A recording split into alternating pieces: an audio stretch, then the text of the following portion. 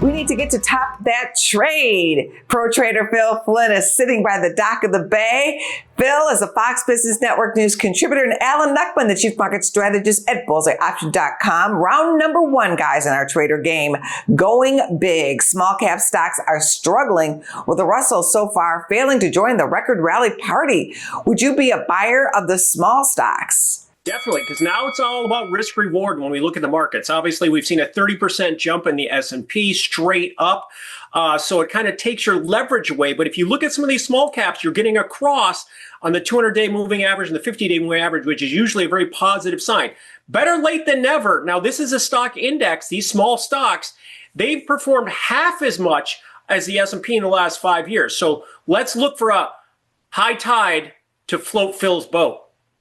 That's a good way to do that. And I'll tell you, when you look at these small cap stocks, people have been prejudiced against them because they were concerned, because they were uncertain how smaller companies would be able to handle the tariff world that we're entering into, and that uncertainty. And early returns seem to suggest, based off the earnings that we're seeing from these companies, they're doing pretty well, despite the fear. So the fear was worse than the reality. So that means they're undervalued based off that metric, and that's why they technically look very good. And if they try to catch up to their normal relationship with the S&P and the NASDAQ, they have a long way to go. Round two, cocoa a go-go. Hershey's raising chocolate prices. Are you sweet or sour on the cocoa commotion? We've been worried about this for some time. We've been telling you about this cocoa market for a long, long time. We have one of the worst cocoa crops we've had in years. The supplies are tight, demand's exceeding supplies. And eventually, when you see Hershey's raise the price,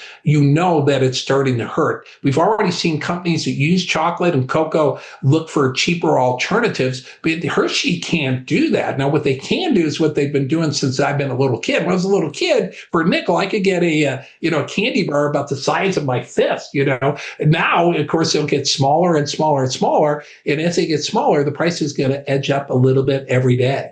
A couple of points here.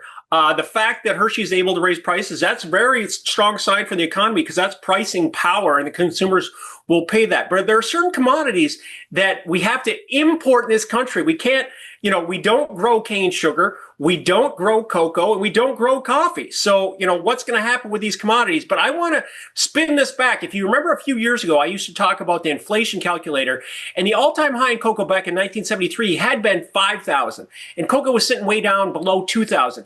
Then if you adjusted that price, it had to get above 10,000, and it did. It went up to 12,000. So the same thing can be said about silver. Silver's a long ways away from its highs of $50. We're sitting around with 39 right now.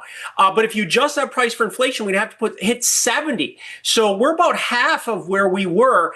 And, the thing is, records are made to be broken. That's what happened in cocoa. And that's what I think is going to happen in silver. Round three, option a day prescription. 0-day options volume has boomed, especially with meme traders snapping up calls. What's your best trading advice for those fast one-day trades? I don't care if you trade for 10 minutes or trade for a year. You have to have a disciplined plan. You have to have an entry and exit, control your risk. It doesn't matter the time frame. There's always opportunity. It's all about controlling that discipline. And that's just another tool in the toolbox if you want to participate that way. Now, as I've gotten older, I don't know about Phil, but as I've gotten older, I want to trade longer term as opposed to shorter term and enjoy my life and enjoy the time on my boat.